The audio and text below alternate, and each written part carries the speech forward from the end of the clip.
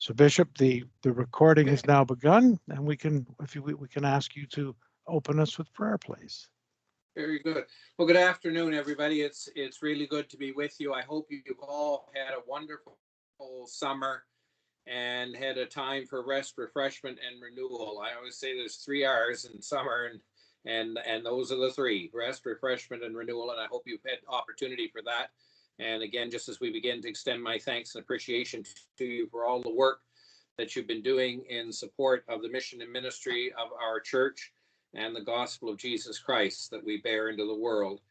By way of prayers, opening our meeting today, I want to offer 2 prayers from the BAS, one for our nation and one for responsible citizenship before the election. As we know, coming up on Monday, we're all going to the polls if we haven't already done so in the advance polls, but we certainly want to offer a prayer for our country, for all those standing for election, for the voters, and for the citizens of our country. So let us pray. Almighty God, you have given us this good land as our heritage. May we prove ourselves a people mindful of your generosity and glad to do your will. Bless our land with honest industry, truthful education, and an honorable way of life. Save us from violence, discord, and confusion, from pride and arrogance, and from every evil course of action. Make us, who come from many nations, with many different languages, a united people. Defend our liberties, and give those whom we have entrusted with the authority of government the spirit of wisdom, that there may be justice and peace in our land. When times are prosperous, let our hearts be thankful, and in troubled times, do not let our trust in you fail. We ask this in the name of Jesus Christ, our Lord. We pray, Lord, keep this nation under your care. Bless the leaders of our land, that we may be a people at peace among ourselves, and a blessing to the nations of the earth. Help us elect trustworthy leaders, contribute to wise decisions for the general welfare, and thus serve you faithfully in our generation, to the honor of your holy name, through Jesus Christ our Lord. Amen. Okay, just as we open up, and my heavens, here we are at the 38th of these gatherings, and just as we begin by way of Bishop's update, I don't want to take too much time in the update beyond just welcoming you all here, thanking you for the work you do, and offering this prayer. We have a lot of material to go through today. I know you have a lot of questions about the things that are happening not only across the province, but how that affects us here in our diocese as we move forward. We also offer prayers and give thanks for those who are working for our Synod that is coming up. We're going to be having our Synod the end of October. We had Synod planning meeting earlier this morning, and plans are coming together for that. And like everything in these weird and wonderful days, it's going to be a new way of doing Synod for us. So we're always seem to be walking out on new and untested ground in everything that we do over this time. So, and I want to thank you for your diligence and your faithfulness and your perseverance, and especially your patience through all of this. And with that, I'd like to I'm here on the call with everyone if you have any questions at the end, but throw it back over to Alec to take you into the material that we have for you today. Thank you, Bishop. And let me add my thanks and welcome to everyone. And we have changed platforms. As you know, we've moved over here, as I mentioned in the note. We're moving our infrastructure to Microsoft and their office environment, and that'll bring benefits for you and the churches as we go forward.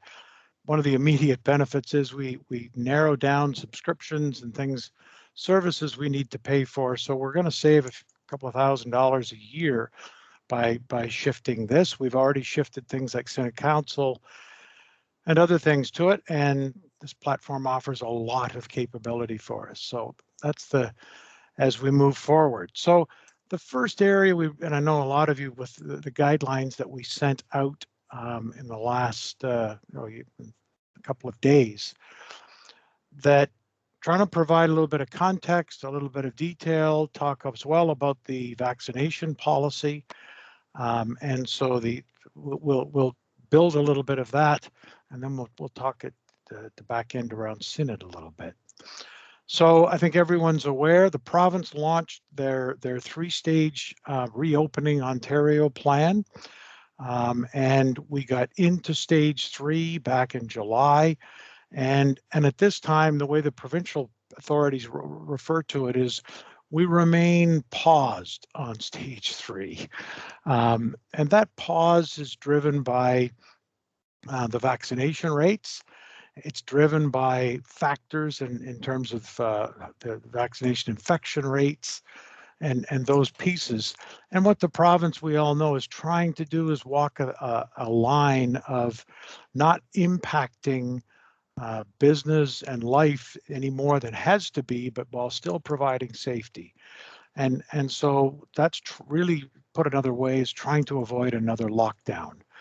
It's not clear at this point when we will exit from stage 3. So each of the dioceses in this province, us included, are now updating with the changes that we see today. So again, this is about, for us, it's about following the science and what we have since we began, and it's hard to believe that we've been at this now a year and a half.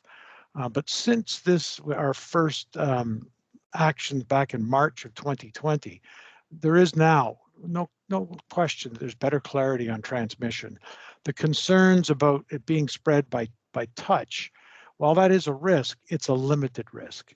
That the primary is aerosol. It's through the air. It's droplets as I speak that would go across to someone who's sitting with me. It is driven, then expanded when you are talking loudly or forcefully exhaling. It is driven by how long you're exposed. So in a room, in a small room like this office, if we had 5 people in here with the door closed, and people are exposed for a long time and exposed where there's little ventilation, limited ventilation. So those are all factors that are now that the scientists clearly understand that. They also understand that this has escalated in infectious nature, that the second Delta variant, which was called Alpha, is 50% more infectious than the original variant we dealt with. And that now the latest variant, Delta, is now 60% more than Alpha was. So what we see is that these are more and more infectious. The other thing that's been learned is that there's a greater protection with 2 doses than 1. And I'm going to give you a little bit of information around that as well. The final thing is, it is clear that those that are not vaccinated are a risk to both themselves and to everyone else. Vaccination is not a full protection against being infected. Vaccination definitely reduces the risk, but it also, with statistical data, shows that the seriousness of it, the likelihood of serious implications is much, much lower. And I'll give you some statistics in a moment. This one we talked about back in June, but this just looks at the risk of transmission. Obviously, green is good, red is much higher, and yellow's in the middle. And on the left-hand side, it talks about in a space that is low occupancy, so few people, versus high occupancy. And then down the right side, it walks through the first group of them is about wearing a mask, contact for a short time.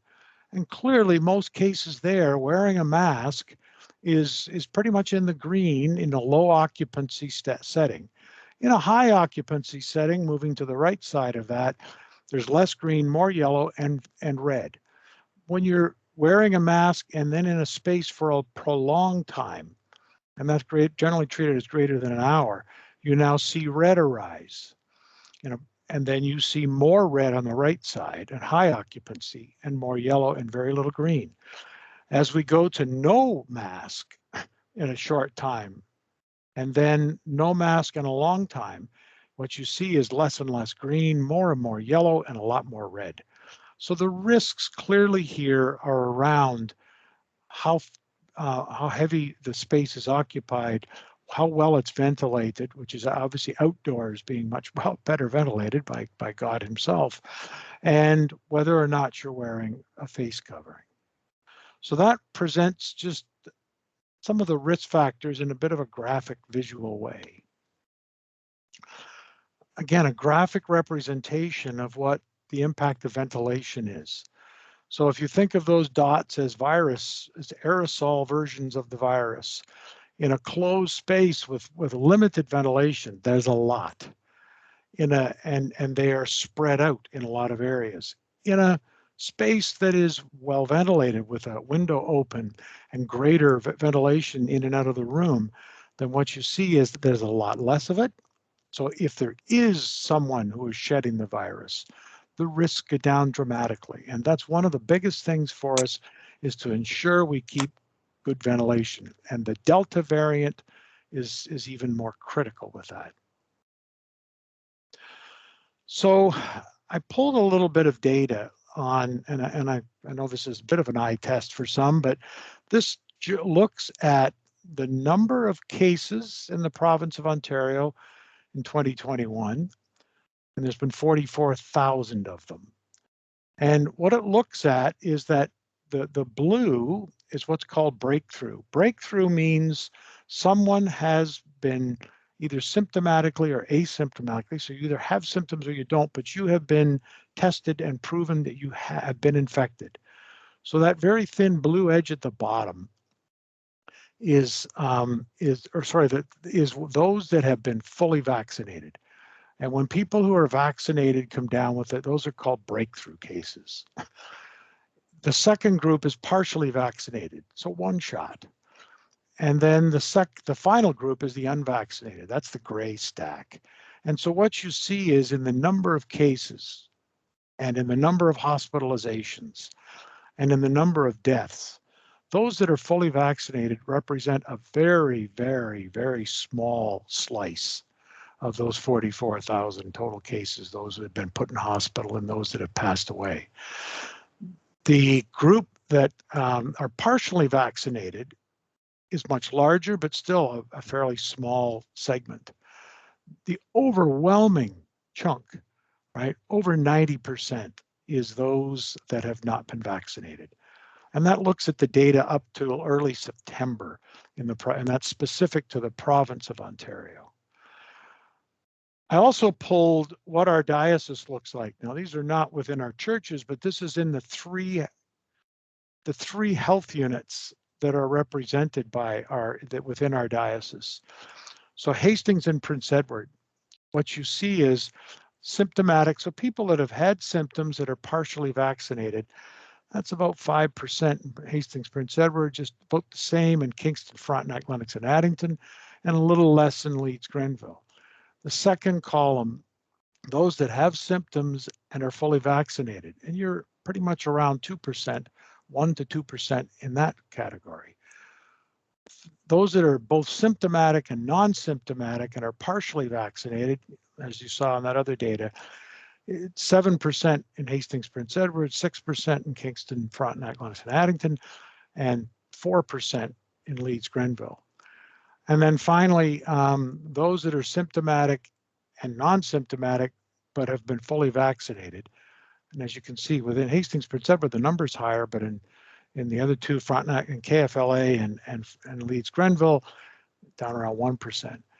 And the final thing you can note on this chart is that Hastings, Prince Edward has had slightly fewer cases, or just over 1,000. KFLA's had 1,200, and as has Leeds and Grenville. So that really gives you that within the footprint of our great diocese, there is around 3,500 people that have tested positive for COVID, and that of the testing that's been done, you're down in the lower single digits. So just again, it looks at it from a diocesan perspective, and again reinforces the importance of full vaccination. So just a little background on what we looked at as we updated these guidelines. We're still in step 3. It's paused, as I mentioned, in the province. The province has introduced requirements to prove vaccination. We'll talk about that. The vaccination rates continue to be high, but they have somewhat plateaued, and the province, every health unit working hard to try and encourage people to vaccinate. The case count has bumped back up. Province hangs 700-800 a day now, but seems to have leveled off. There's evidence from other provinces, and we can all watch what's going on, for example, in Alberta right now, and see what happens when you start removing masks and distancing, and you do things. They're now reinstituting a lot of things in some other countries. And finally, we all know the risk of a fourth wave, and certainly driven with the Delta and variants that continue to evolve. We continue to consult with an epidemiologist, with the province, with health units, and with other dioceses. Executive officers met on Monday. What we know is that our protocols, the care that our churches have taken, and the diocesan protocols, that to this point, it looks, the evidence is that we've been effective at maintaining the safety in our churches. And that's been driven by the caution that we've taken. We know we're trying to emphasis on aerosol transmission. We know that what we're working our way through, whether we like it or not, is establishing and adapting to the new normal, and what that means. And we also know that people in general, there remains what we used to call FUD: fear, uncertainty, and doubt. And that's there's so much news out there. There's so much incorrect information, correct information, things happening in different places, but that continues to weigh heavily on everyone. So the capacity limitations that we had previously remain, and those are provincially driven. And just for clarity, when you calculate the capacity of a room or a church, it's based upon how many people can be seated individually with 2 meters. So that's not allowing family units or anything. That's saying the total number of people in a room or in a building where you can have 6 feet or 2 meters between them. That's different than when you actually go to have people in the room. So the capacity, if it's set for 30 people based upon the measuring, then you can have 30 people that is made up of 15 groups of 2 people sitting together. If they're family clusters, it could be 3 family clusters of 10, 30 individuals, but it can't exceed 30 people. And that 2-meter rule establishes the capacity. You can adjust your seating, but you must remain within that capacity. Based upon the understanding that the virus is not, the risk of transmission from physical contact is not as high, we are saying, yes, you can now return prayer books and Bibles to the pews, but not hymn books, because at this time there's still no congregational singing. Cleaning and sanitizing, your practices there should continue, but not necessarily having to clean every surface between every service, for example, but instead focusing on those high touch areas: light switches, handrails, doorknobs, handles, etc. Reducing the frequency of cleaning and sanitizing, and just in general, you can a little less frequent in some of the general areas.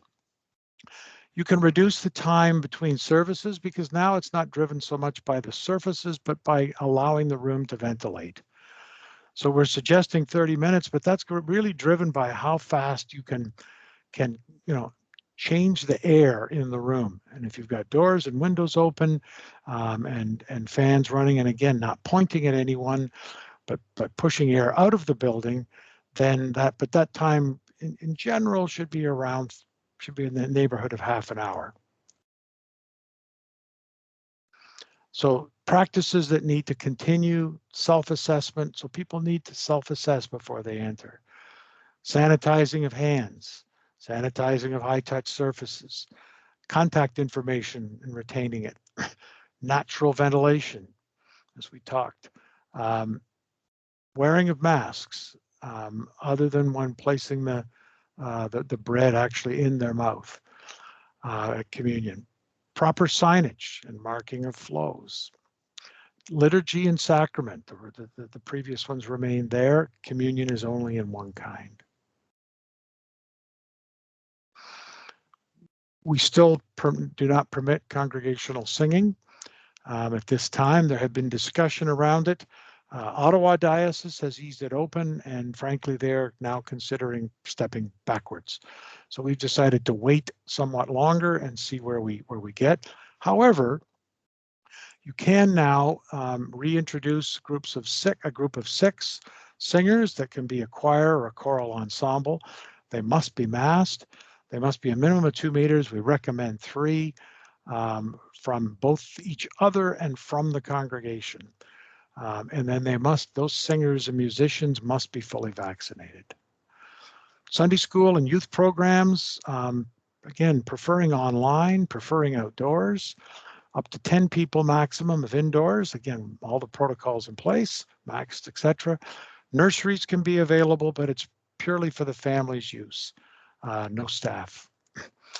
Rentals can resume, but again, and we'll talk a little bit again about the protocols with vaccination proof, but rentals can resume subject to limitations on capacity and masks, etc.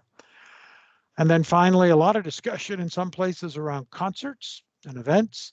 And again, those can reoccur, but are subject to same capacity limitations as worship. There is no difference whether we're talking about a concert Saturday night or worship on Sunday. You must have the capacity set by that social distancing. So one of the things the province has done is introduced guidance and policy for businesses and organizations with respect to people entering the building. Those are effective September 22nd, which is next Wednesday. Basically, for anyone over the age of 12, and there's always little exceptions here and there, but requiring individuals who enter to show full proof of full vaccination and photo ID that allows you to say, yep, the proof says that it's Fred Smith, and it is Fred Smith from the ID. It exempts church services. It exempts religious rites and ceremonies. So weddings, funerals, baptisms, normal Sunday worship are excluded from the requirement for proof of vaccination. However, the rest of the things that go on in our churches, including social gatherings, like reception after a service, a coffee hour, reception after a funeral, or a reception after a wedding, those are not exempt in our buildings. So, and that's the difference. The building is not the exemption. It is the service of worship is where the exemption exists. Full vaccination, again, definitions there, but obviously it's 2 vaccinations as approved by Health Canada, so that the big ones being, of course, Pfizer, Moderna, and AstraZeneca. But there are other countries where people may have had something else, and there's other ones that have been in various states. Those are fine as well, as long as they've had another one, the Pfizer or the Moderna, which are the mRNAs, after the fact. And then in some cases, people are now being given a 3rd vaccination. And they are starting to do boosters for folks, particularly in certain risk groups. So as I mentioned, religious rites, services, and ceremonies are exempted. That does not come from our building, that comes from the worship. Contractors, people working in your building on repairs, deliveries, etc., that are entering on a work basis don't need to prove vaccination. Children under 12 can't be vaccinated yet, so that doesn't apply. And the exemption for medical, and this is again very clear, it's not, well, my doctor said. There needs to be a written note and the doctor having said, or a nurse practitioner having said, this person is excluded for a medical reason, exempted for a medical reason, and in this time window, because things can change. So, and that practitioner or doctor needs to be identified in there, and they recommend logos, etc., to prove that it's actually them. There is no exemption for social events. There is no exemption for meetings and other non-worship activities. There's no exemption for businesses and organizations that rent a church building or hall, or for concerts or other activities, performances that may occur in the church. The province is introducing a passport. They are saying October 22nd. I would be absolutely stunned if they make it, because that's a massive IT, information technology task to take on. Province of Quebec took it on and it took longer. So I suspect that October 22nd date will move out. But until the passport comes, you can use either the receipt you were given or emailed at the time of vaccination, or you can go to that website, covid19.ontariohealth.ca, and you can fill in your health card number and that, and it will download to you a copy of a certificate. And you need both of them to prove that you've been fully vaccinated. You need one for your first and one for your second. And of course, when you're looking at someone's vaccination proof, the name and date of birth must match what's on the vaccination certificate. I put this in here because this just gives you a little bit of insight into how serious the province is. The fines for individuals is $750 to $100,000 and or up to a year in jail. For corporations, and our churches are corporations, directors, so read wardens, $1,000 to $500,000 fines, up to a year in jail, and up to, for the corporation, up to $10 million. It's also an offense to obstruct someone who's exercising power. So if someone tries to prevent you from checking ID, if someone tries to avoid being checked, that is actually now under the regulations an offense and carries with it penalties. So our vaccination policy, and this is something that we have worked in common with a number of other dioceses, particularly Huron and Niagara. We're focused on protection and safety, focused on compliance with the law and guidance from the various authorities. Immediate applicability, that's today. Focus on those functioning in a range of ministry roles to protect the vulnerable. So the policy that we've issued, and you should have a copy of that, it was sent out on Tuesday. The policy applies to all clergy who hold the bishop's license or permit in this diocese.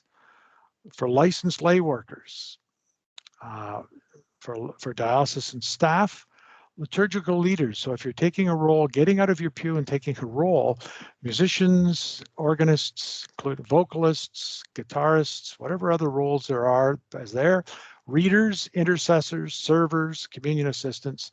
And I will point out that servers that over the age of 12, greeters, ushers, side people, wardens, people ministering with youth, children, young adults, etc., and those that are working with the marginalized or vulnerable populations, including things like our food programs that exist in the churches or other outside ministries. So if you're involved with something other than sitting in the pew and participating as a congregant, you're going to be required to have proof of vaccination.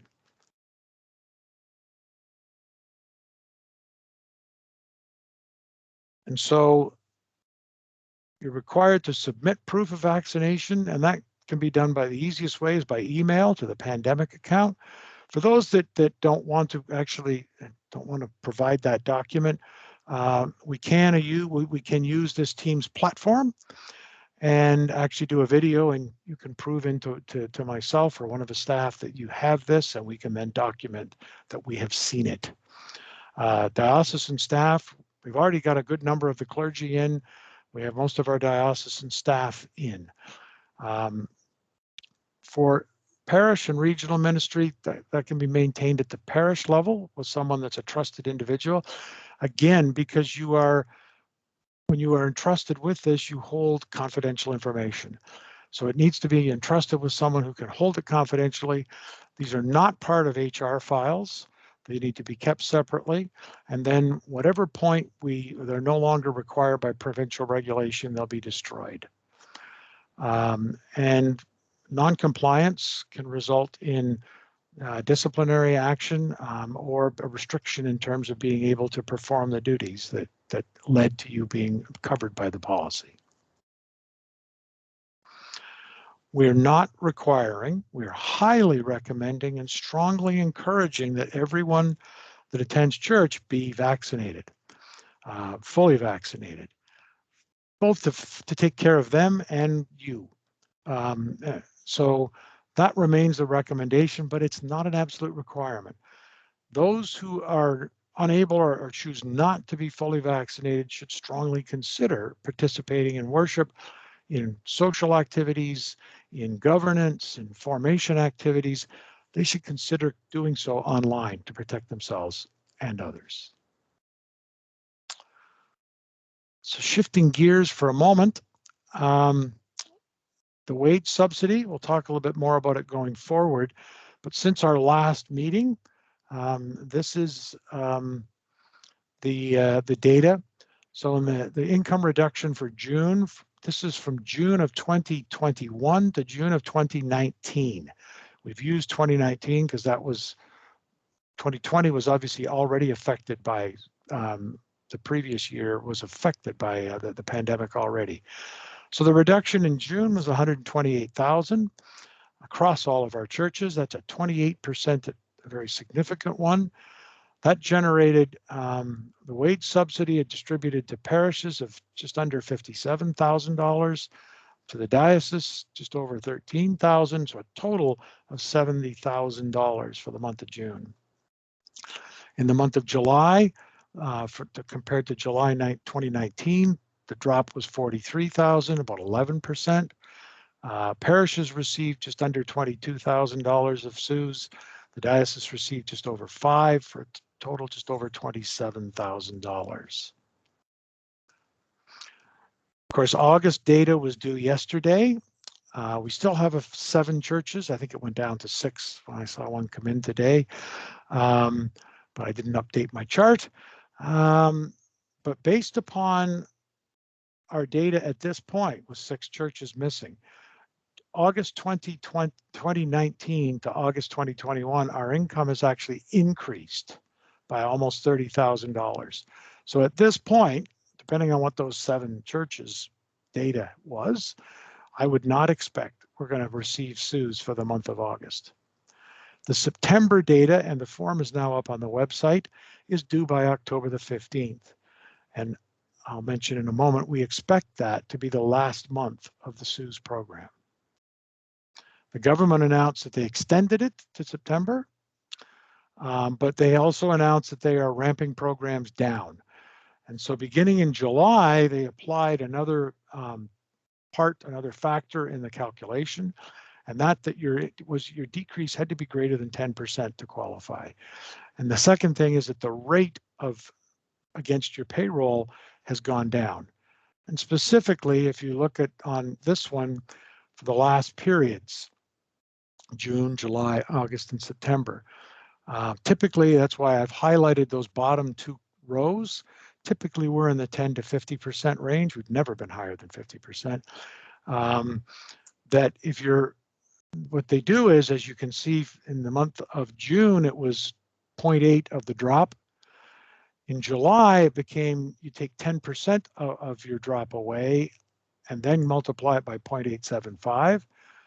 In August, that was 10%, but you not only multiply it by 6.625, and in September, you take off 10% and then move it to a quarter. And of course, if you're less than 10% decrease, there's zeros.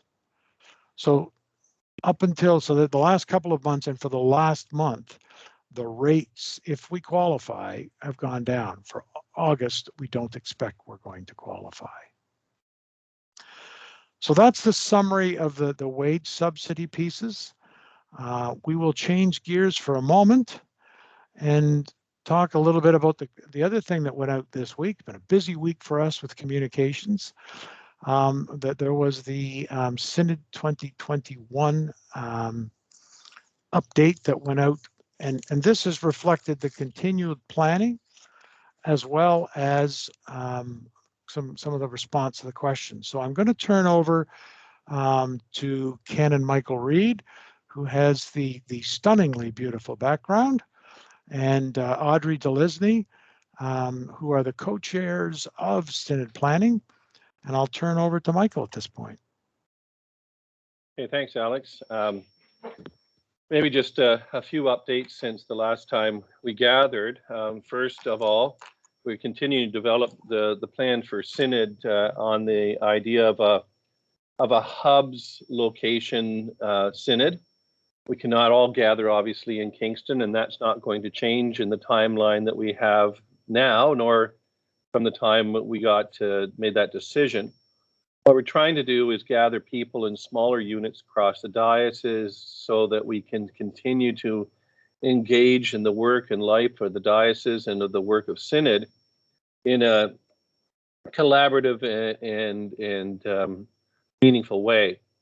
So this has been developed over the last 6 or 7 months now, to the point where we actually have identified those locations, and we'll say more about that in a short while. There are 3 main sections of Synod itself, and we're used to these sections, but used to being there in person to experience them.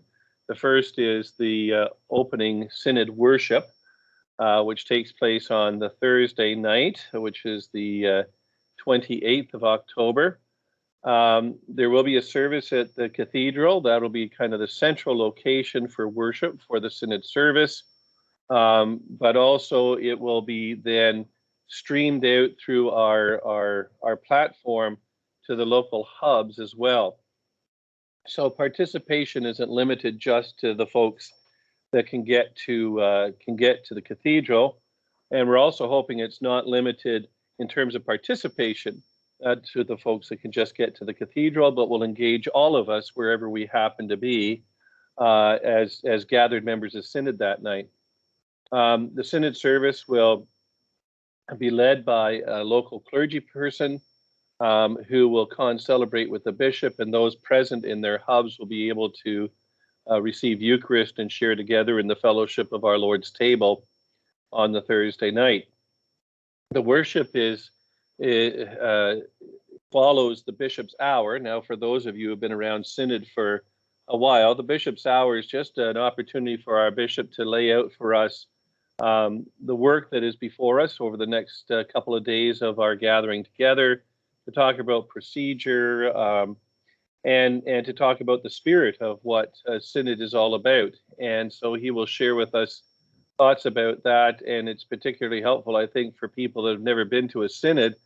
But for those of us who have gone to Synod for a long time, this one is so different. I would highly recommend that we probably all are new to Synod in this format, so it wouldn't hurt for us to all be a part of that discussion and presentation by the bishop. So that is Thursday night. Now, for Thursday night, in all of Synod, we are encouraging people to come. I know there are limitations. I know there's anxiety out there, and all of us share that to a greater or lesser extent in the world we continue to live in. But we really feel that the experience of Synod is enhanced by our opportunity to gather together and to share together in person. So we encourage people to do that, but recognize that that may not be possible for everybody. And so if you're not able to gather in your hubs, at least on Thursday or Friday, there is a way of connecting and sharing in the work and life of Synod from home. So that's Thursday. Friday, we move into what we call our program day. And the program is largely built around our 2 bishops. Well, we only have 1 bishop, of course, but there is another one visiting with us. And that is the person of Bishop William Cliff, who will be coming to address us and to be our plenary speaker on the themes of being light and building hope, which is the theme for our Synod this year. And so he will be sharing some thoughts. He'll be our preacher Thursday night, and he'll be our guest speaker on Friday morning. There'll be presentations and opportunities for Synod delegates to discuss and wade into the content of Bishop Williams' material over the morning, and having a chance to respond back to him as well. In the afternoon, our own bishop, Bishop Michael, will be presenting his charge to Synod. And it's a bit different this year. The charge, of course, is not new. But what is new is the way that we're going to respond to it as diocese. In the past, the bishop has identified 2 or 3 members of Synod to respond to the content of his charge. This year, because of the nature of our gathering, we are opening up the discussion about the bishop's charge to every delegate that is gathered, and an opportunity for those delegates to discuss the bishop's charge, and then the hubs are going to be the responders to the content of the bishop's charge to Synod. So it's going to really engage us in a much greater way in terms of our talking about and responding to what is in the charge than we have had in other years. So I am particularly excited about that opportunity myself, and I'm looking forward to people sharing in that discussion. The Friday largely ends with evensong in the afternoon, as we've done. It again will take place at the cathedral and be streamed out to the hubs from the cathedral that day as well. The other portion of Synod is what we're calling the Ministry Expo. That as you gather for Synod, whether it's in the hubs or from home, you'll have the opportunity to visit the Ministry Expo, where you can engage with different groups and committees and the work that they're doing, and individuals. It's a place to go and collect material and information on various subjects and ministries. It's a place to go and hear presentations, and a place to go and visit and chat with other members of Synod, and to share and collaborate ideas around ministry and around the work of Synod that we're doing. Now, I have never been to a Ministry Expo, but I know somebody who has at least been to an expo, and I'm going to just turn it back to Alex for a second here to see if you could want to give a little bit more information about the actual expo part of the Friday afternoon experience. Sure. So what this is intended to do is to recreate in a virtual way what would normally happen in the lobby area in the hotel outside the ballroom. And there's a couple of elements to that. The first is that groups of the diocese will be able to set up a booth. And actually, Doug Green is working with a number of groups to set these up. The booth would normally have, what's in a booth is it would have some information presented, pictures, may have a video set up running on a monitor. There'd be somebody there to interact and talk to you, answer questions, and they could hand you a takeout, like a document, a brochure, or a PDF or something to take away with you. So we're trying to recreate that, and this is a company that uses Microsoft Teams as a platform, but you'll be able to walk into what is like a virtual area, and you'll be able to say, there's this group's booth. There's this group's booth. There's this group's booth. And you'll pick which one you'll go to. And that picture that's on the screen right now is a representation. And the group can choose to show you things, visual images. They can choose to run videos for you. They can choose to have pictures up. You can also pick up a document and download it, or you can request that they contact you, just like at a trade show. For those that have been at one, you'd scan your badge. So that's in that space. And then out in the hallway, normally over a coffee, we would chat with each other. You'd say, look, I really like talking about church hymns. Hymnology is one of my favorite things. And I would start talking to, say, as we were before this call, Barbara Robinson, and Canon Barbara and I would talk about. And then the next thing you know, someone else would wander over and say, oh, and a little group would form, and so we'd start networking. And so this also allows you to do a similar thing, to chat with people and to form little groups around discussions that are pertinent, that you're interested in, and doing so in an informal way, but in a virtual environment. And that's all going to be for anyone in the diocese. You do not need to be a delegate at Synod. And it'll be simple and easy to use. You're just going to click your way into it. And this will be a first for us, but we're hoping to break new ground and work things out so this becomes something we're very good at. Michael, back to you.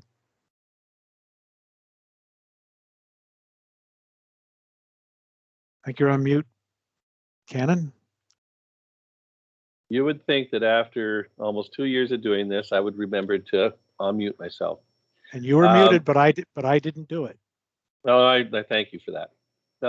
And I would just mention that the material that is available in the expo will be available right through all of Friday. So delegates who are busy with other work for Synod in the morning and early afternoon will have the opportunity to go and visit the expo later on in the day. So you won't miss out on that if you're in a hub or at home participating in the Synod, the work of Synod. So that's the Friday, and we're excited about the opportunity to try new things, and that'll be interesting to see how it goes. But we are saying, and I'm saying constantly right now, it's going to be a great Synod. It's going to be a different Synod, but it's going to be a great Synod if we really engage with the opportunities that are there for us to share in. Saturday morning, that is the nuts and bolts part of Synod. That is the decision making and discussion part of Synod. It's the time when we get to vote for this year for delegates to go to General Synod. We're voting for folks for that. So all of that business, that administrative and corporate responsibility stuff will all happen on Saturday morning. And Saturday morning, if you want to engage and have a voice, have the opportunity to speak, have the opportunity to vote or make motions, you have to be in a hub for that part of it. To really engage in the work, in debate, in discussion, we really need to be together somewhere. And so the Saturday morning is the time for the Synod delegates to gather in person in the hubs to which they are assigned. Now, it's not to say that if you really don't want to go, that you can't hear what's going on at Synod. You certainly can join online as an observer, but you wouldn't be able to engage and fulfill your role as a delegate in terms of the process. So we are hoping and inviting and encouraging everyone to be there for that part of Synod, so we can all make decision together, we can all discuss together, we can all plan together the life of the diocese in the months and a couple of years until we gather again. So there's a number of business pieces, the budget, things like that will be discussed on Saturday morning, and that members will ultimately make decision about moving forward. So Saturday runs from 8 in the morning with registration till about 1 o'clock in the afternoon. And Saturday will end with a final word from Bishop Cliff, and then a very brief worship time together as a way of commissioning us back to our various places of worship and ministry, and taking the vision of Synod with us back to our home parishes and congregations. So that's the framework. So 3 parts: Thursday night, Friday all day, Saturday morning, and the ways that you can join and be a part of that. I think, Alex, that's okay. Yes, hubs. Hubs are important. And this information has either been sent out or will be sent out. Was this in the one that went out yesterday? It was. It was. Yep. So this material should be in your emails, but it's just a reminder of where the hubs are and who is attending in those various hubs. And I encourage you to go to those emails and just to discover which hub is yours to attend over the 2.5 days of Synod. A great Synod, that's what I said. It will be. Thanks, Alex. Thanks, Michael. So before we jump to Q&A, one other thing, what we're planning to do now is make these a monthly occurrence, because even if we're not talking pandemic things, as we just talked Synod, financial topics, insurance, there's a lot going on right now. So there's all these areas we believe very strongly that this is a very valuable forum. We hear that from you, the wardens, treasurers, and clergy. So our intention is to regularly, monthly hold this meeting. The third Thursday of every month, just that's a tongue twister, third Thursday.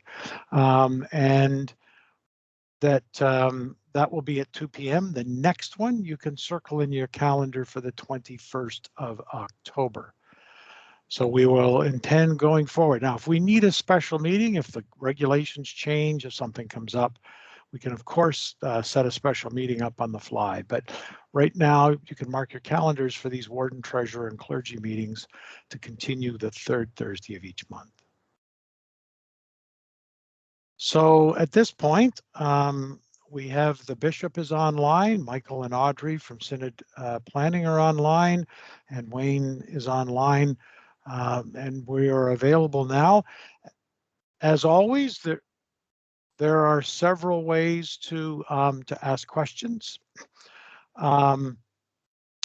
So if you go up, one way is, of course, to put your hand up, and I see some people with their hands up already.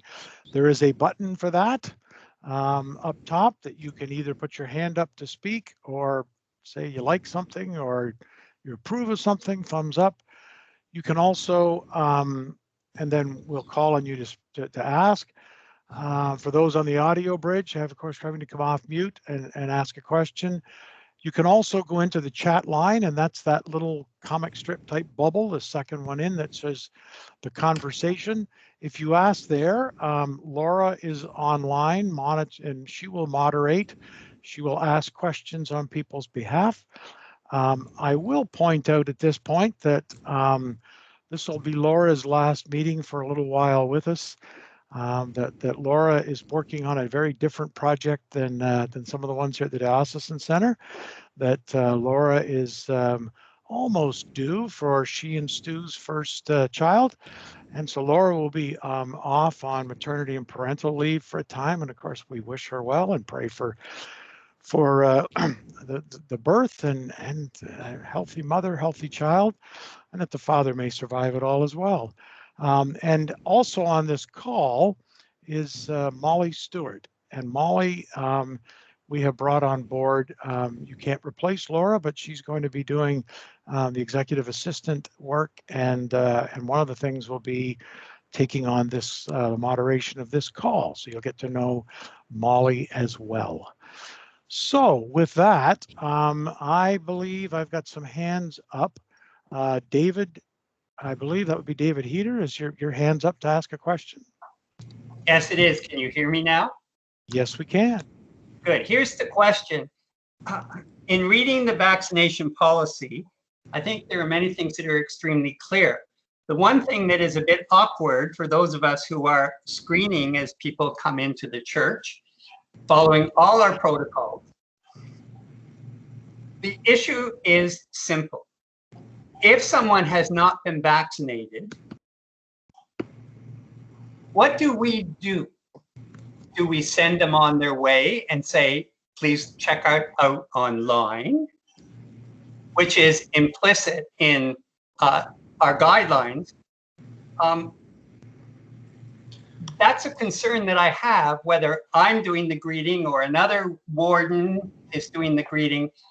It's all very well to say, we encourage everybody to participate, but when they show up at the church door and they have not been vaccinated appropriately, I'd like some guidelines in terms of what do we do? Do we say, like many restaurants say, sorry, you can't come in, which is fine, but I would like some direction here because it puts us really out in an extremely awkward position in our community.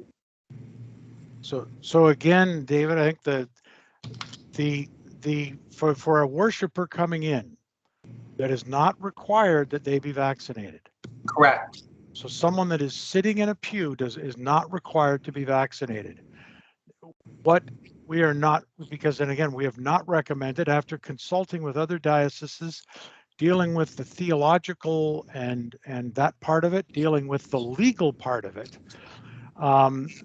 we are not recommending that you prevent worshipers who are not vaccinated, and you don't need proof of vaccination for worshipers. Right. So if I'm coming in the church for a Okay. pew, then if I'm just sitting in the pew, and I don't really mean to minimize it, but just participating in the worship, I don't have to be vaccinated. You don't have to ask them if they're vaccinated. They do need to wear masks, be distanced, all those other good things. Okay. What the policy is wrapped around is those that are part of the leadership. Oh, I Those understand that that. I understand that. I don't think we need to go. Yep. I just wanted direction on the other thing, because to me there was an inconsistency in terms of what do we do. I'm happy with your answer. Yep, no, that's good. And that is the clarity, is that you are not required All right. as a worshiper. And there's a number of issues that come with that legally, and then a bunch of complications that come with it as well. So the decision has been made across a number of dioceses. We are not pastorally, legally requiring vaccination for your in the pew worshiper. Okay, thank you. Next I see with a hand up is Lisa Chisholm-Smith.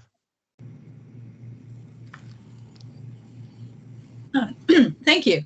I have a question about in-person youth ministry. For the first time, because it wasn't required in the amber phase, youth ministry in the new guidelines is being limited to a maximum of 10. I'm just wondering what the rationale was. That the teens I work with are all fully vaccinated. And I would also note that Girl Guides of Canada has issued statements. So all of Ontario Girl Guides have a 25 person indoor one gathering limit. And so again, and each organization will set their own. 25, of course, is the social gathering max. So you couldn't go past that to begin with. We've setting across, if you check what other dioceses have done, we have all agreed on 10 as the number, it particularly indoors. Now outdoors, you can have a larger group, but indoors, that number is 10. If they're over 18, they're not youth.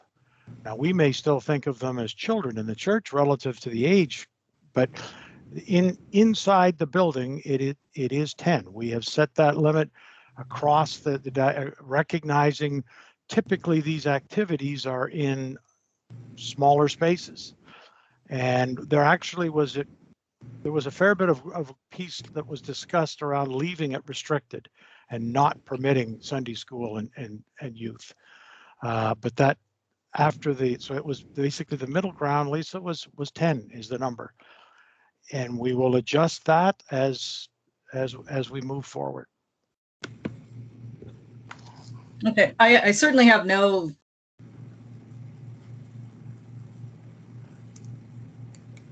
You may have frozen up on us.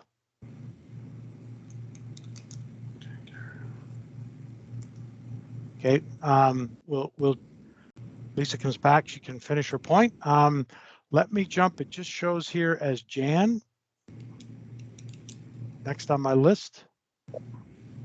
Hi, Alex. Thank you very much. It's Jan Davey from St. Andrews. Hi, Jan. I was wondering, when you showed the slides on the screen and talking about the rental situations for church halls, the parentheses that personal care, fitness, catering, etc., included vaccinations, and I'm just looking for a little clarity around that. And if you've rented a hall to a group that's coming in, like we have an art group that actually wants to run a show in our hall, how do you control that? Is it just a case of contact tracing? So what is very clear in the regulations, churches are not exempt from the vaccination requirement. Services of worship and and religious rights are. So in that case, a group that is renting your hall, a group that is, for example, a show, a concert, any of those types of activities, they will be required by law to show proof of vaccination. And what you're going to be is responsible, because you own the hall. That responsibility will obviously fall back to make sure you've taken the proper steps. So you don't need to be there to police it, but you need to make it clear to that group that they are responsible for checking vaccination. And that's going to be, that is clear in the provincial regulations. So anybody coming in has to be checked, like. That's correct. And it'll be that group's responsibility to do it. The diocese is recommending that you get in writing. That's when we said that they agree that they will adhere to the protocols, because that will be if someone there's an issue, then you've got something in writing where your art group said, we will ensure that masks are worn, we will ensure that vaccinations are checked, we will ensure social distancing, and that will help limit the warden's liability. Great, thank you. Lisa, did I see you back? Okay, let me jump to Fred Butler. I see Fred's hand up. I think my question was just answered, so my hand is down. Thank you. It was about renters and the vaccine process. Thank you. Okay. I am working my way down. I'm not seeing any more hands. Let me turn over, Laura, to the chat. Do we have any questions? Alec, yep. Wayne Thornhill. I don't know if you can Wayne. see me. I do have my hand up, but maybe you can't see me. Oh, you need on the screen. There's a way at the top to put your hand up. Oh, I'm sorry. It's a virtual, but you go ahead. But now you've got my attention, Wayne. Go ahead. Okay, I have a couple of questions about indoor meetings.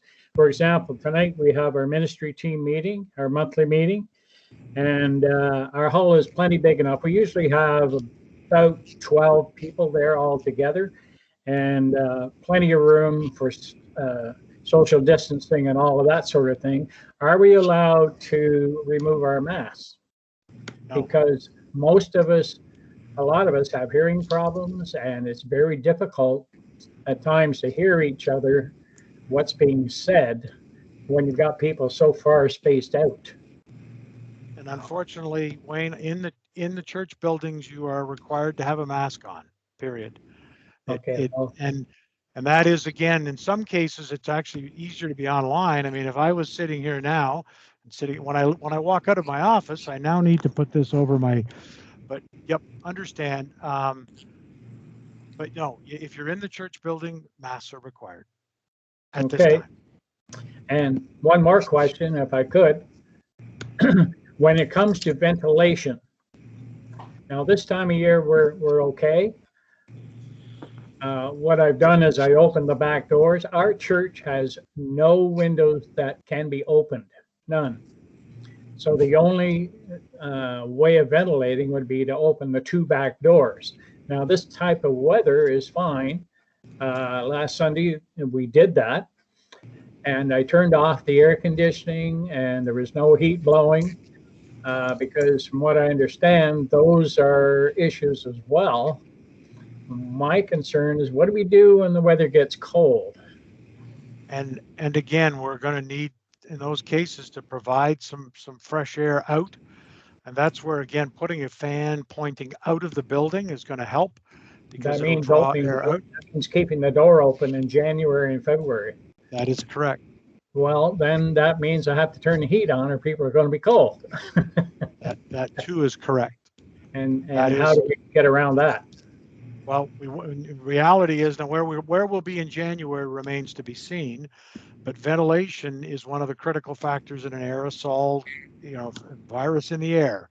So that ventilation is critical. The other option, and I know that we're going to be sending information out, the parish of St. Lawrence, apart from having a wonderful background for Canon Reed, is also invested in some purification equipment, which is part of their system. Now, again, You need to have, if you've got radiators, this doesn't help, but it does help with where you've got a duct system that you can do such a thing.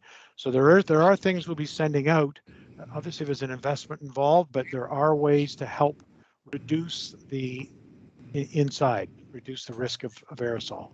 I'm sure we're not the only church with that kind of problem, especially the older churches. All will, I agree. But that is part of what, if we are in the same position when the cold weather comes, we know we're going to have to face this.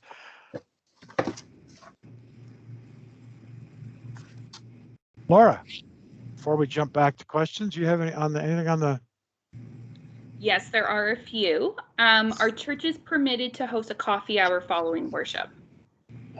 So again, we have allowed for that kind of thing. It can't be more than 25 people, and you must collect proof of.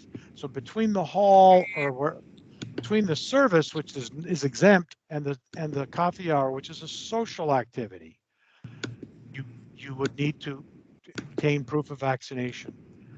The second thing is they need to be masked and distanced, and the third thing is you can't go and get your own coffee. You need to be seated and be served the coffee, because again, the lack of distancing, the transmission of things between, the regulations still require, like a restaurant does, you must be seated in order to be served. And there's a question regarding the capacity. The calculation for capacity limit is a little different now. We calculate from floor area and space per individual. So then do people actually need to sit 2 meters apart, or is it only the capacity limit that needs to be respected? So for calculation purposes of capacity, you have to look at 6 feet, the 2 meters. That's how you calculate it. That calculation will give you a number, 30 people. You can then allow people to sit together that are in the same family unit or bubble, as it was known, but only up to the capacity. So you can mix up to that capacity with bubbles as you see fit, but you cannot exceed the capacity. People can sit together, but that can't be factored into the absolute capacity. And are masks mandatory outside on church property? So again, when activities are underway, yes, we are again, if you look at that, go back to that chart I showed with the red, green, yellow, you are reducing risk. So outside, you would still, if you're doing a service outside, you would still wear a mask. When will church indoor yard sales be permitted again? And again, the capacity limitations, et cetera, will need to ease up before there are cases where we're doing, if the thrift shops are open, you have to adhere to the legal requirements there for retail. So again, right now sales are permitted, but you would be using the retail guidelines for capacity. So in a church hall, for example, you might have to limit to 6 people, including the people that are working it. You would need to maintain distancing. You would need to have ventilation. You would need to have masks, et cetera, et cetera. So they are permitted, but there are a number of restrictions placed on them. Okay, and regarding proof of vaccination, are wardens required to provide proof of vaccination to the diocese or just to their respective church? So the wardens, again, sorry. No, you go ahead with those ones. And so inside the church, those roles would be maintained in the church. So the wardens and the incumbent or priest in charge would agree or appoint someone who will be that coordinator. And that person, much like, for example, with the things that Wayne talks about as part of Safe Church or Screening in Faith, you would maintain those in the church. You would maintain that says, we have these records of proof of vaccination for our wardens, for our lay readers, for our organists, for our choir members. Those can be maintained locally.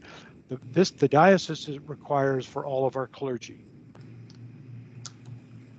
And for those who are not comfortable emailing their vaccine receipts, you mentioned that they can be shown to you or a diocesan staff member virtually. How can they set up those meetings? So that if you drop an email to the pandemic account, We would basically agree a time that says we'll have a quick Teams call at 2 o'clock on Monday afternoon. You'll show, so I can see it and say, yep, that is Fred. That is 2 proofs of vaccination. And we would then document that we have seen those documents, certify it. pandemic@ontario.anglican.ca. What are the markers we will be using for going back into the green stage? So not entirely clear at this point. That'll be one thing for sure, is it'll be driven provincially. So green, and again, this is part of what new normal will end up being.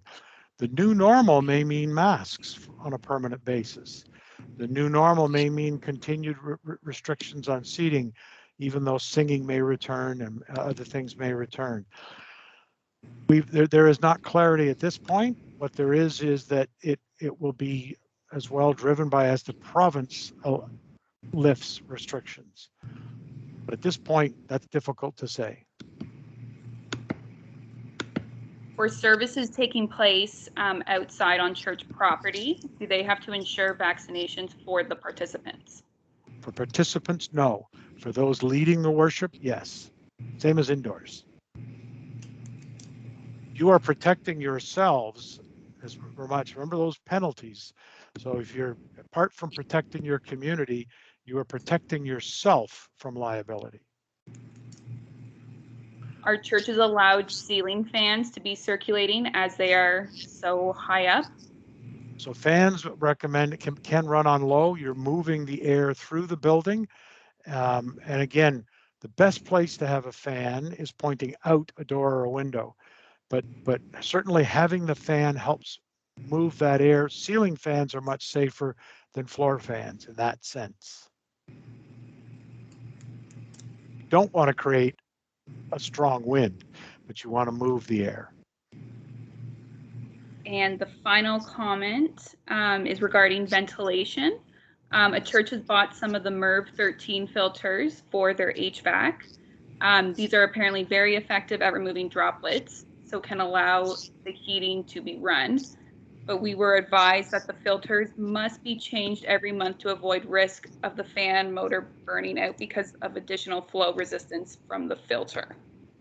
Right. I have read similar things. We're going to put some information together.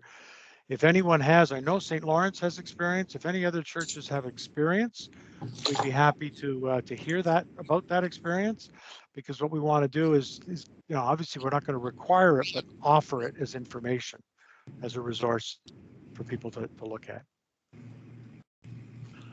I've got some other questions online. Randall Tomlinson, I see you've got your hand up virtually. You're on mute still, Randall.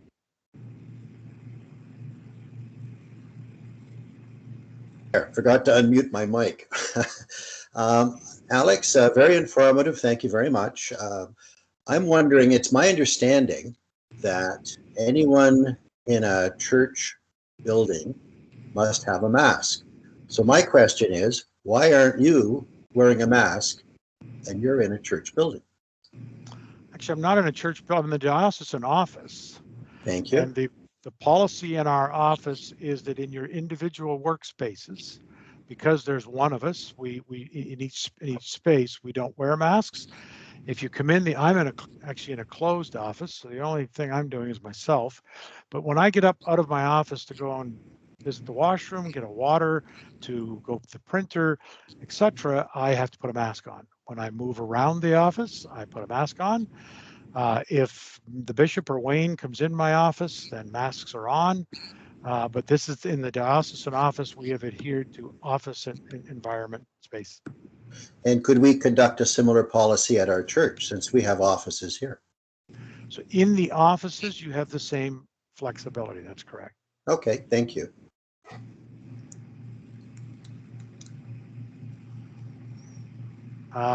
George Vale, I see you've got your virtual hand up. On? Oh, I saw your hand up. Do you have a question? may hit it by accident. Oh, you're on mute. There, you're off mute now. Okay, this coffee hour you say we can have if someone is serving the coffee, but can that person also serve some munchies? So again, things have to be brought. Serving means brought to the table. It says you can't, because you cannot have like a buffet table the way we normally would with someone standing at the end pouring. It needs to be brought to, so people aren't moving around. People are remaining seated. But Okay, I understand that, but you can serve coffee, but can you also serve food? You can, as long as it is served. Okay, now I have a couple more questions, please. We have a CPHC rent in our place. And they use it 2 different days, and they're 2 different activities. One's kind of like a thing for seniors. Do those people that come in, the seniors, have to be vaccinated? They had that group would be responsible. CPHC would be responsible for ensuring those people have proof of vaccination. Yes, because otherwise, if they're entering in and there's an issue, or there was a complaint, or there was a random check, then if you've not required that as a warden of the group renting, then you also become responsible for that violation. I thought that's the way it was, but how come on Sundays a worshiper can come in and not have to be vaccinated, but a person coming in to sit down for a senior's hour has to be? Well, because again, the province has chosen to make worship services, and one can enter the politics of that, but worship services are exempt, but the other activities in the church are not. Okay. And so, I mean, I would personally, George, I would be fine if the province had said funerals, weddings, church services, you still require proof. I think I could personally support that. That's not where they've gone. And with the dioceses have all chosen not to go there because we have that choice, and because we don't want to take that away theologically, because you're, in theory, I would argue, and Wayne Varley will shake his head when I say this, but theologically, you're technically excommunicating someone if you deny them access to the worship. So I think that's all those elements are part of that.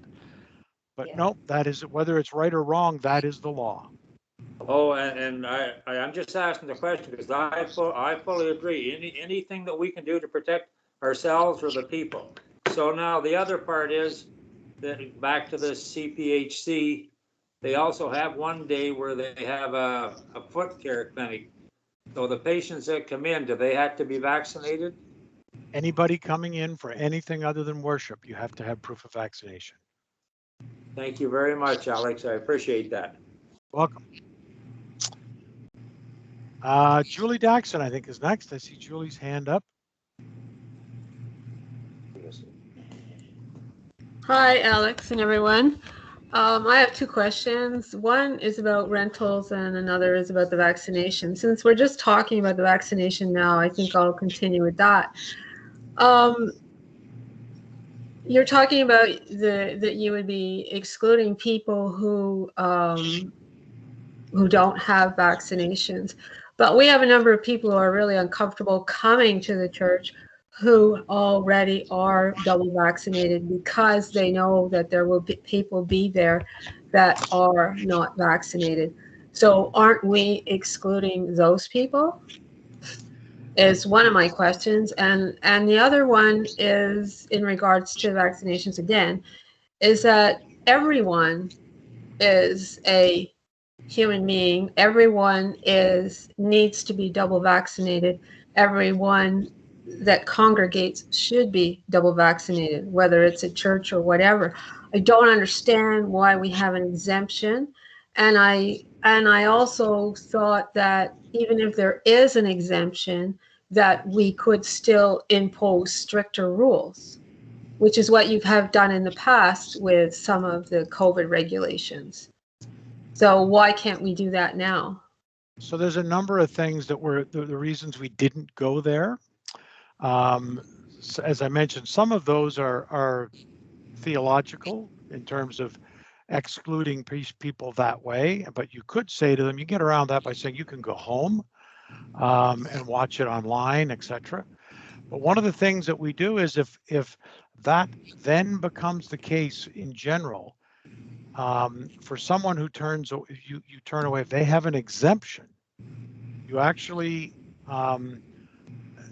you're getting yourself into the space where you bump into the human rights elements of this. So if I have a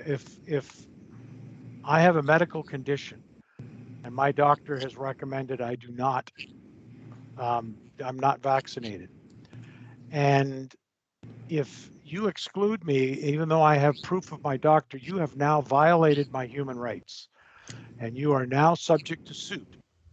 But I'm not talking about those kind of people. I'm talking about anti-vaxxers, people who just don't want to get vaccinated, period. They don't have a medical condition for not getting vaccinated. They just do not want to get vaccinated. Right. And so they will, like everything else, by the way, those anti-vaxxers will not be able to go into a restaurant. Those people who cannot prove they're vaccinated will not be able to go into a bar or a restaurant or public swimming pools or a number of other things. So there are restrictions that are placed on that. Our issue is that if someone is discriminated against in a church, then that makes both the church, the wardens, and the diocese responsible. The second thing is, depending on how you handle exemption, you're now obtaining personal information, which has to be protected correctly, or again, you can be subject to legal action. So when all of that was framed, it was agreed across the dioceses that we would go with the exemption that has been placed. But someone, back to your first question, someone, no matter what we do here, it's just like Synod. If we'd done Synod, there are people that will not attend hubs. There are people that would not attend Synod if we had it in a big hall. There are people that could not or would not attend Synod if we did it fully online, because they either don't have the technical, the internet access, they don't have the technical comfort, they don't have the phone or whatever. No matter which way we go, where someone in these circumstances will be excluded. And the line that has been chosen is one that we believe walks the best balance. So you're saying that you are in a position to say everyone must be vaccinated that enters the building for church services, that the diocese has chosen not to do that, to just require the people that work there and paid or volunteer positions, whatever, to be double vaccinated only. That is correct. Well, I'm going to go to my second question. I do have a problem with that decision, but I'm going to go to my second question. I have rental groups coming into the hall now, and one of the groups is French language teaching class, and they have asked if they wear a face mask, a head shield, and also have a plexiglass shield in front of them and be 12 feet back from the participants when they have to enunciate an example in the French language. Can they remove their mask for that and then put it back on? And again, if you're in the building, you require a mask. Now, do you need a shield? No, that is an optional piece. Mm-hmm. But what is documented that shields are not as effective as a mask. And in fact, the more you articulate, in a general case, the more you are going to distribute aerosol droplets. So that we again, in order to maintain clarity and consistency, masks are the rule. Okay, I did tell them that I would come to the meeting today and ask, but I thought that the answer would be no. That's correct. And we do note, I can tell you we had a lot of discussion around the exemption and vaccination proof. Was not an easy one. It may be adjusted. It may be adjusted in other dioceses, but we live with the decision that we have taken. I'll just say one more thing on that. I just find it's really, I find it discriminatory and I find it unfair because we, the ones who are volunteers or the people that are in paid positions, are spending a lot of time at the church and doing all kinds of things and good things for the community and the parishioners. And yet we are being put in this position where we are going to be exposed to people who may be carrying the virus. And I just don't think it's I don't think it's right. I don't think it's fair. Understood. The other thing I will note is that, all of the other protocols are designed around someone in the church having COVID and that they are, in fact, shedding what is referred to as shedding the virus.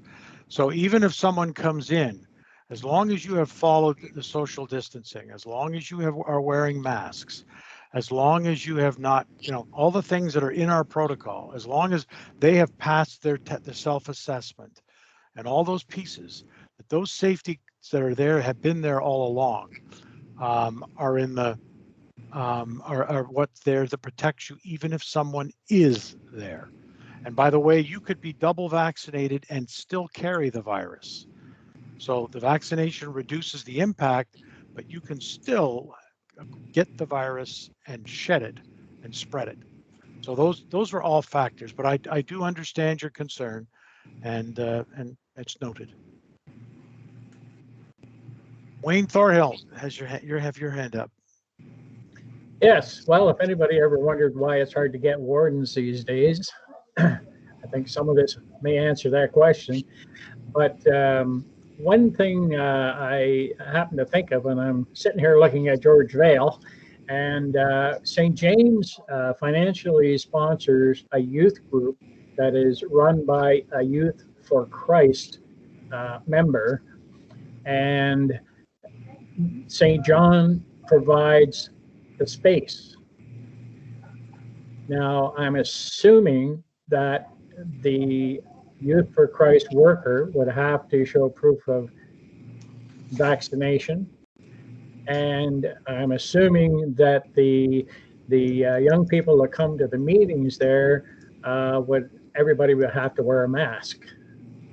They would also anybody that over the age of 12 would need to show proof of vaccination. It's not, if it was a Youth for Christ service, then that would be excluded. If it's a meeting, then everybody that enters the building must show proof of vaccination. Yeah, well, I just wanted to bring that to George's attention as well, because they do meet in their church. We support it financially, but they provide the space. Yep. So, nope, so you are correct that everybody that goes in there would need them, same as your parish council needs it, same as a Bible study would need it, same as any other ACW meetings, anything else will require proof of. And by the way, that means that our synod hubs, you will need to show proof of vaccination in order to enter our synod hubs. For the service, not, but for the meetings on Friday and Saturday, you will. Excuse me for jumping in here, Alec. Sure, Judge. In answer to you, Wayne, thank you. That's good. Nick Crow is the one that for the Youth for Christ, and Barb and I are his contact, and he will not be going into the church until such time as all these things are put in place. Okay. Thank you, George. So we're now 90 minutes in. So let me, I think we've pretty much, I don't see any hands up. I know there's a ton of questions. You can drop questions to pandemic@ontario.anglican.ca. And that's probably the easiest way and the most consistent way. And we will continue to put communications out and update things. If we get enough questions that we need to put some clarifications out, then we do so. More will follow on Synod. Bishop, before you close us with prayer, do you have any other closing comments? No, again, just to extend my deep thanks and appreciation, like, again, right from the 15th of March in 2020, and I certainly take Wayne's point around the challenges wardens face and the added challenges of COVID times and all these issues that come down that change so regularly. And after 15th of March of 2020, I said, we've all been thrown off the COVID cliff, and we're sort of holding hands together. That's probably the best news in dealing with it. But the good news today is that we have a lot more information. We've been working together in ways in which we have never worked together before, around making sure we hear what everybody has to say, we bring things together, we make the best decisions that we can. These meetings have been invaluable for me in terms of hearing what you have to say and grappling with the decisions, because we constantly, once we decide to move forward, we test it, we consult. We bring these issues before the epidemiologists that advise us, and that's been very good. And also, I too am looking forward to Synod and everyone coming together and grappling with the decisions we'll take over this time, because there are still the life of the church beyond COVID that's moving forward. And as everybody says, this pandemic is going to become endemic, and it's going to be something we more than likely are going to have to live with into the future, as we have with other things in the past. And so I think we're going to be able to take the experiences we've had here, and that's going to inform us in the future. But again, I think that's going to be part of the legacy that this group here on this screen and those who've been working here since the 15th of March 2020 are going to be handing on to the future. So thank you very much for everything that you have been doing in that regard in the life of the church. With that, I guess, Alec, are you ready for closing prayer? We are. I'll just mention that the recording of this and the charts that were presented will, of course, in the next day go up on the COVID Hub on the diocesan website. So if there's things you want to check on, then you can fall back to or watch again, or if someone that didn't make it that you were aware of, that'll all be up on the COVID Hub. Bishop, back to you, please. Okay. Happy to close with prayer, and let us close with the grace. For the grace of our Lord Jesus Christ, love of God, fellowship of the Holy Spirit, all evermore. Amen. Let us go in peace to love and serve the Lord. Thanks be to God. Thank you, all. everybody. Thank you, everyone.